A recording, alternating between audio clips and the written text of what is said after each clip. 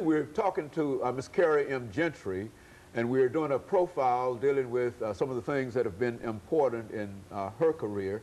And of course, Mr. Gentry, before we had our first commercial break, you were talking about some of the activities that you and your husband were involved in at the time. So let's let you pick up that in whatever way you wish to do.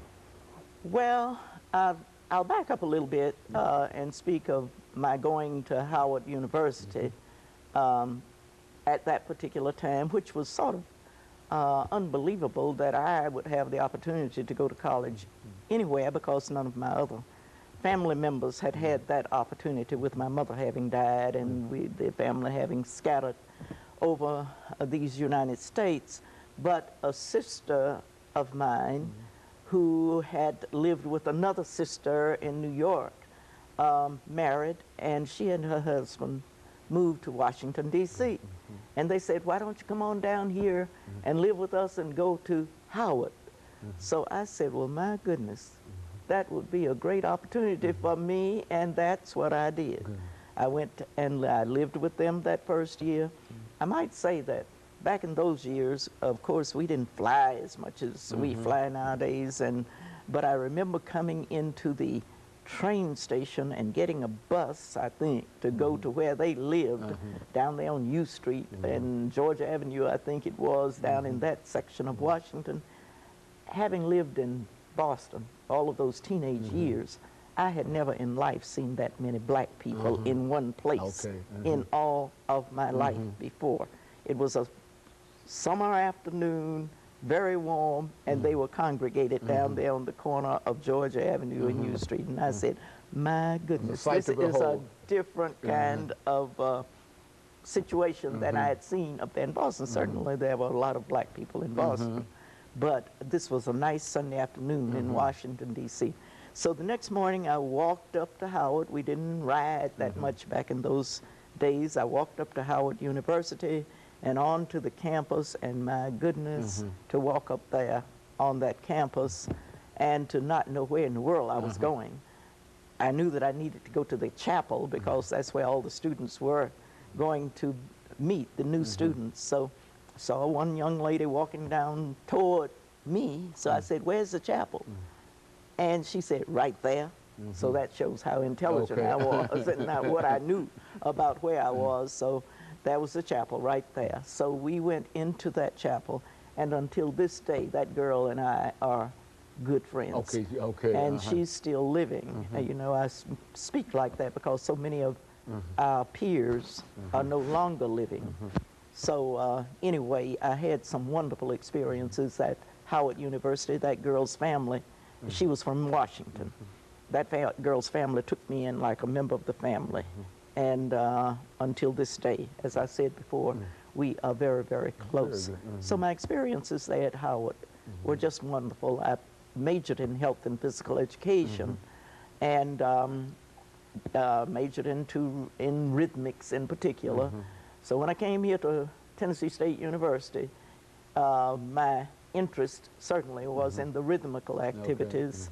So there at Tennessee State University, I taught health and physical education, and later on in the years, I got the opportunity to work in the area that I chose, which was the dance.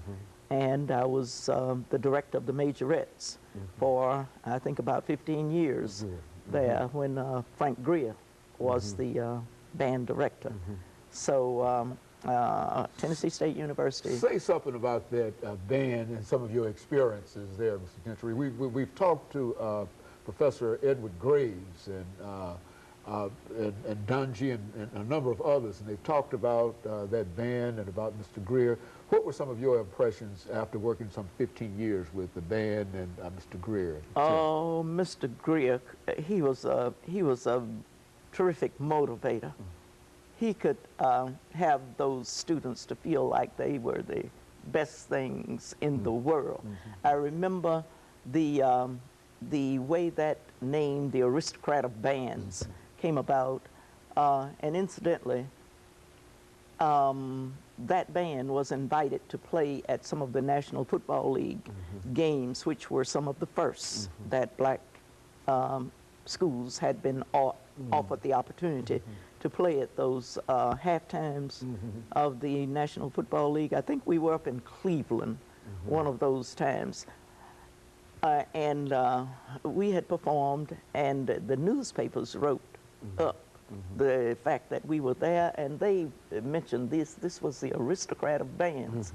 But what I want to say about Mr. Greer and that band, we worked just wonderfully well together. But there was a time when I had chosen a certain piece of music and had worked out the routine for the majorettes to do. And the next thing I knew, the band was out there playing that music and going through their movements with that, with the band, with your music. The music. So I talked with Mr. Greer about it. I won't say we fussed.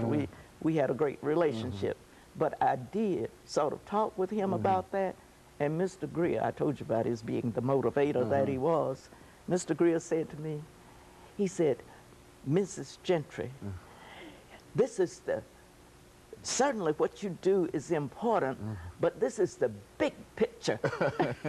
and I can hear him now when we would go to different cities for the band to perform. I can hear him talking to the band members and saying to them, now when you march out onto that field, you remember, this is the big picture. You are representing Tennessee State University.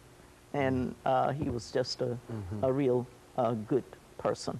And we had some great times back there then. So anyway, we had some good times. I'm trying to remember the first year that I worked with the band. It was the first year that my husband became head football coach at Tennessee State University.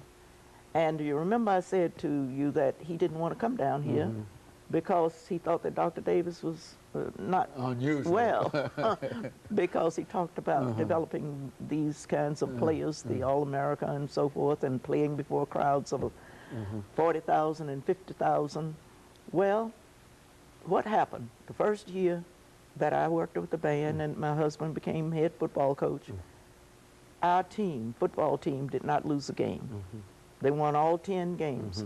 So they were selected to play in the Orange Blossom Classic. Well, let's hold it right there, Ms. Gentry, so we can take our second commercial break, and then we'll come back and talk about the Orange Blossom Classic and other things.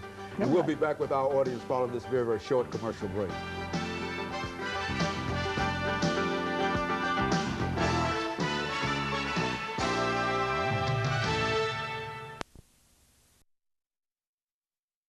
We're talking to Ms. Carrie M.